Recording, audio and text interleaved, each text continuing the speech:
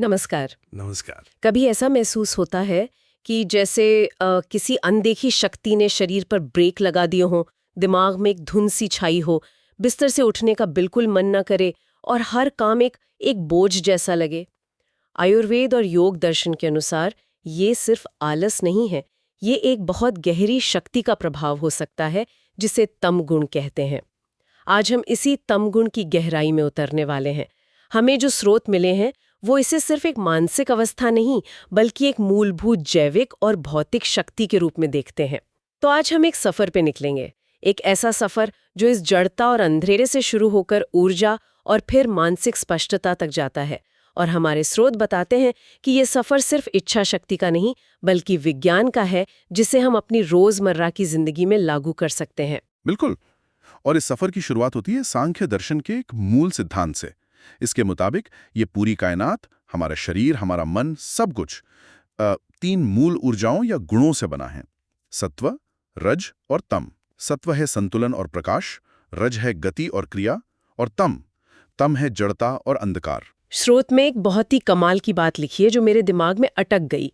वो कहते हैं कि तम गुण का संबंध गुरुत्वाकर्षण जैसी भौतिक शक्तियों से भी है। मतलब जो शक्ति सेब को पेड़ से नीचे गिराती है, वही शक्ति हमें सुबह बिस्तर में रोके रखती है। चलिए इसी धागे को पकड़कर आगे बढ़ते हैं। तो सबसे पहले ये तम गुण असल में है क्या? आपके गुरुत्वाकर्षण वाले उदाहरण से ही शुरू करते हैं। तम गुण की जो मूल प्रकृति है वो है रोकना, बांधना और भारीपन लाना। यह हर चीज को उसके सीमित रूप में बनाए रखता है। लेकिन यहाँ एक बहुत जरूरी बात समझनी होगी, यह पूरी तरह से नकारात्मक नहीं है। अच्छा, मतलब ये हमारे लिए जरूरी भी है। ये थोड़ा अजीब लगता है। इसे ऐसे समझिए कि तम गुण जो है वो गाड़ी के ब्रेक जैसा है। ट्रैफिक में या ढलान पर गाड़ी रोकने के लिए ब्रेक जरूरी है, वो एक संतुलित तम है। लेकिन अगर आप हाईवे पर बेवजह ब्रेक लगाकर खड़े हो जाएं, तो वो जड़ता है, वो तम का असंतुलन है। हमारे शरीर को आराम देने, रात में गहरी नींद लाने और हमारी यादों को सहेजने के लिए यही ब्रेक यानी तम गुण आवश्यक है। समस्या तब होती है जब ये ब्रेक जाम हो जाता है। और जब ये ब्रेक जाम हो जाता है तब क्या होता है? तब आलस, अज्ञान, निराशा और भ्रम की स्थिति पैदा होती है। जैसा कि हमारे स्रोत बताते हैं, मनोवैज्ञानिक तौर पर यह कैसा दिखता है? मनोवैज्ञानिक स्तर पर ये एक तरह का साइकोलॉजिकल ब्लॉकेज, मतलब एक मानसिक रुकावट पैदा करता है। इससे प्रभावित व्यक्ति अपनी ऊर्जा और भावनाओं को अंदर ही अंदर दबा हुआ महसूस करता है। वो अपनी समस्याओं की जड़ तक जाने की कोशिश नहीं करता, बल्कि अपनी स्थिति के लिए किस्मत या बाहरी परिस्थितियों को दोष देता है। स्रोतों में एक और दिलचस्प लक्षण बताया गया है। क्या? व्यक्तिगत साफ सफाई की उपेक्षा करना। जब तम गुण हावी होता है तो व्यक्ति अपनी और अपने आसपास की स्वच्छता पर ध्यान देना बंद कर देता है। अच्छा, ये मनोवैज्ञानिक पक्ष तो साफ है, लेकिन क्या हमारे प्राचीन ग्रंथों में भी इसके बारे में इतनी ही गहराई से बात की गई है? जैसे भगवद गीता में इसका जिक्र कैसे आता है? भगवद गीता का 14वां अध्याय तो जैसे इन 3 गुणों का पूरा मनोविज्ञान ही समझा देता है। वहां भगवान कृष्ण कहते हैं कि तम गुण की जड़ अज्ञान में है। यह हमें एक तरह के जाल में फंसा लेता है। भ्रम, लापरवाही, आलस और बहुत ज्यादा नींद का जाल। ये आत्मा को शरीर के बंधन में और मजबूती से जकड़ लेता है। एक मिनट, यहीं पर एक और हैरान करने वाली बात है जो स्रोतों में मिली। वहां लिखा है कि हमारा ये भौतिक शरीर, जिसे स्थूल शरीर कहते हैं, मुख्य रूप से तम गुण से ही बना है। तो इसका मतलब मेरा शरीर स्वाभाविक रूप से आलस की तरफ भागता है और मुझे रोज उसे रजगुण यानी एक्शन की ऊर्जा से धक्का देना पड़ता है। ये तो जीवन को देखने का एक बिल्कुल नया नजरिया है। आपने बिल्कुल सही पकड़ा। तत्वबोध जैसे ग्रंथ से एक प्रक्रिया के जरिए समझाते हैं जिसे पंचीकरण कहते हैं। पंचीकरण, ये शब्द थोड़ा भारी है, क्या हम इसे आसान भाषा में समझ सकते हैं? इसका मतलब क्या हुआ कि हमारा शरीर तामसिक अंश से बना है। जरूर। इसे ऐसे समझें कि प्रकृति के 5 मूल तत्व हैं ना? आकाश, वायु, अग्नि, जल और पृथ्वी। हाँ, हर तत्व में तीनों गुण होते हैं, सत्व, रज और तम। पंचीकरण वो प्रक्रिया है जिसमें इन 5 तत्वों के सबसे भारी, सबसे स्थूल यानी तामसिक हिस्से आपस में मिलकर इस भौतिक शरीर का निर्माण करते हैं। ओह, अच्छा। इसीलिए शरीर की जो प्राकृतिक प्रवृत्ति है वो हमेशा आराम, स्थिरता और जड़ता की ओर होती है। इसे सक्रिय रखने के लिए हमें लगातार रजगुण यानी कर्म और ऊर्जा का इस्तेमाल करना पड़ता है। तो ये एक तरह की रोज की लड़ाई है। अपनी ही प्राकृतिक प्रवृत्ति के खिलाफ। गीता में इस बात का और क्या महत्व बताया गया है? गीता इसे जीवन के अंतिम क्षण से भी जोड़ती है। वो कहती है कि मृत्यु के समय जो गुण सबसे प्रबल होता है वही हमारी अगली गति तय करता है। अगर तम गुण के प्रभाव में मृत्यु हो तो व्यक्ति पशु योनि या चेतना के बहुत निचले स्तर पर जन्म लेता है।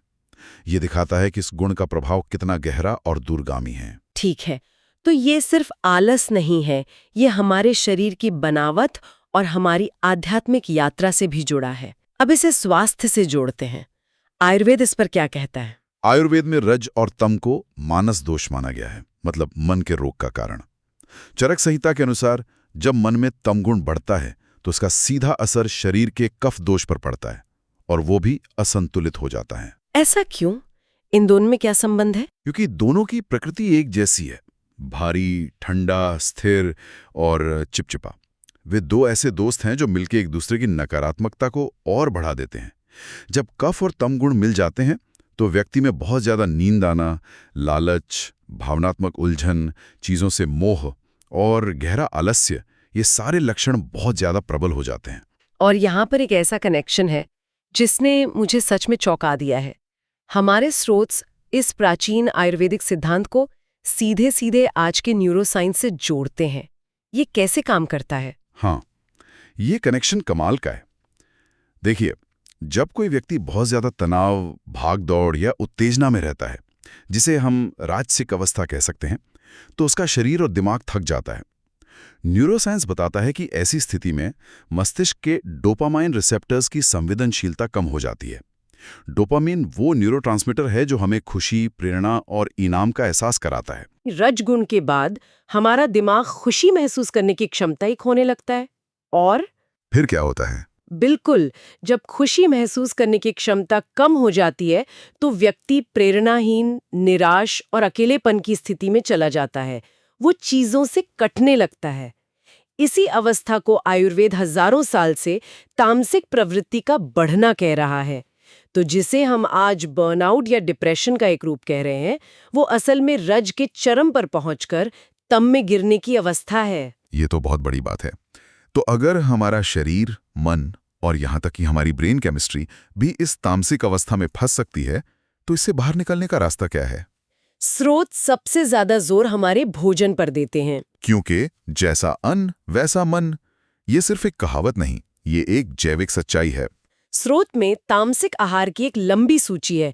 बासी भोजन, बार बार गर्म किया हुआ खाना, डिब्बाबंद और प्रोसेस्ड भोजन, लाल मांस, शराब और यहाँ तक कि प्याज, लहसुन और मैदे से बनी चीजें भी। रुकिए, प्याज और लहसुन?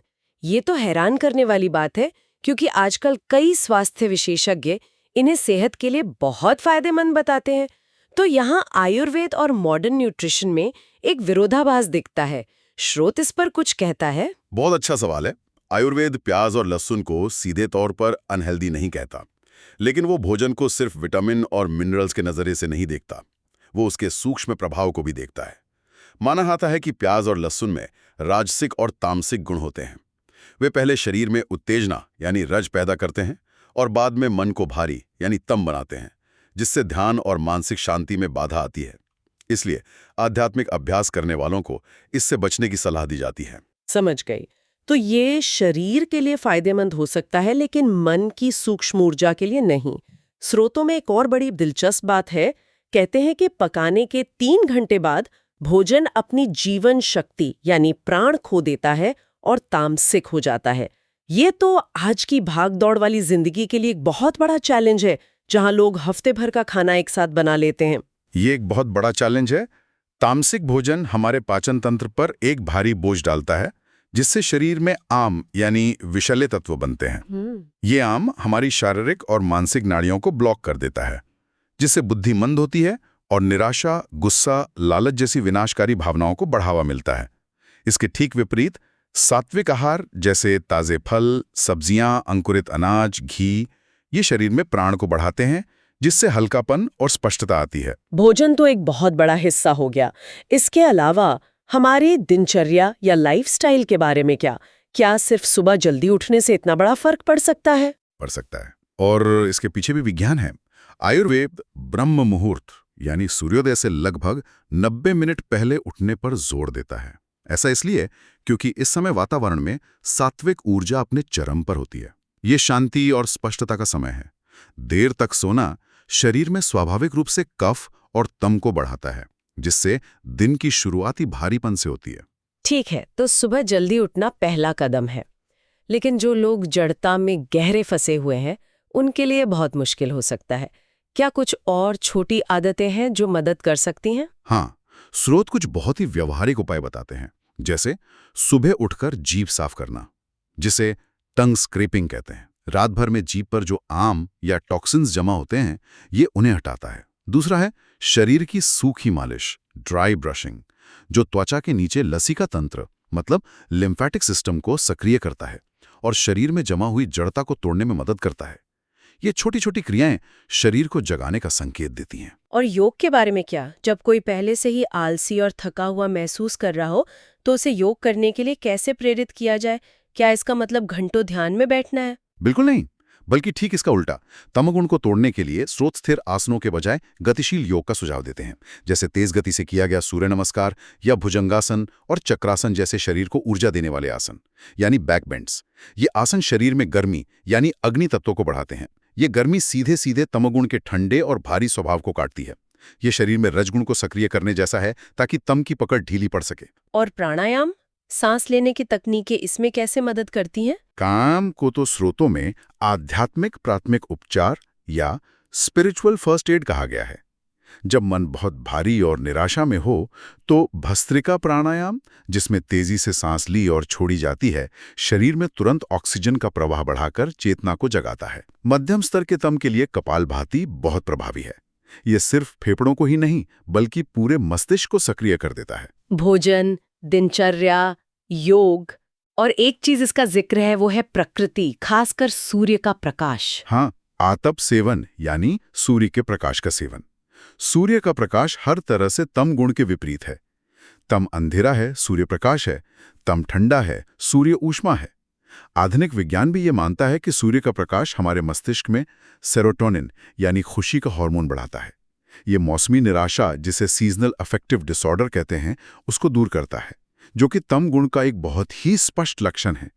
रोज सुबह कुछ देर धूप में बैठना तम के अंधेरे को छांटने का सबसे प्राकृतिक तरीका है। तो इन सब उपायों को देखकर ऐसा लगता है कि हम सीधे तमोगुण से सत्वगुण में, मतलब आलस से सीधे परम शांति की अवस्था में छलांग नहीं लगा सकते। ये एक प्रक्रिया है। बिल्कुल, ये एक क्रमिक प्रक्रिया है और यही इसकी सबसे व्यवहारिक बात है। आप एक ठंडे बंद इंजन को सीधे रेस के लिए तैयार नहीं कर सकते, है ना? पहला कदम है जड़ता को तोड़ना, यानी तम से रज की ओर जाना। इसके लिए गतिशील व्यायाम, थोड़ा मसालेदार भोजन और लोगों से बातचीत करके बाहरी दुनिया से जुड़ना जरूरी है।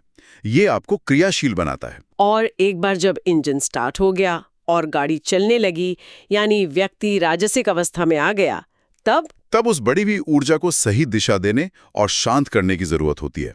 नहीं तो व्यक्ति बेचैनी और तनाव में फंस सकता है। तब सात्विक जीवन शैली अपनाई जाती है। हल्का भोजन, शांत करने वाले प्राणायाम जैसे अनुलोम विलोम और ध्यान। इस तरह व्यक्ति धीरे धीरे तम से रज और फिर रज से सत्व की ओर बढ़ता है। ये एक संतुलित और टिकाऊ परिवर्तन है। तमसो मां ज्योतिर्गमय, अंधकार से प्रकाश की ओर।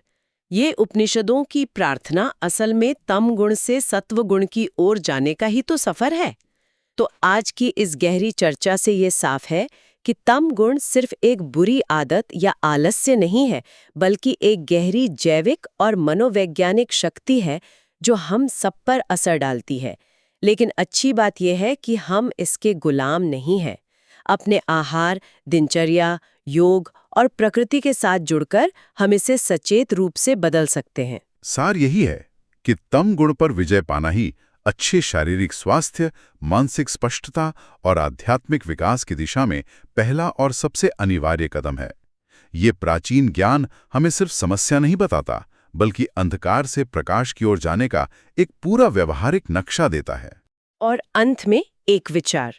स्रोतों के अनुसार अंतिम लक्ष्य तो इन तीनों गुणों सत्व, रज और तम से भी परे जाकर गुणातीत होना है, यानी एक साक्षी भाव में स्थिर हो जाना, जहां ये गुण आते जाते रहते हैं पर आप उनसे प्रभावित नहीं होते। आज की दुनिया जो हमें या तो बहुत ज्यादा भागदौड़, रज या फिर सोफे पर बैठकर घंटों तक निष्क्रिय उपभोग, तम की ओर धकेलती है, उसमें इस साक्षी भाव को साधना कैसा होगा और उस दिशा में एक छोटा सा, बिल्कुल छोटा सा कदम क्या हो सकता है, इस पर जरूर सोचिएगा।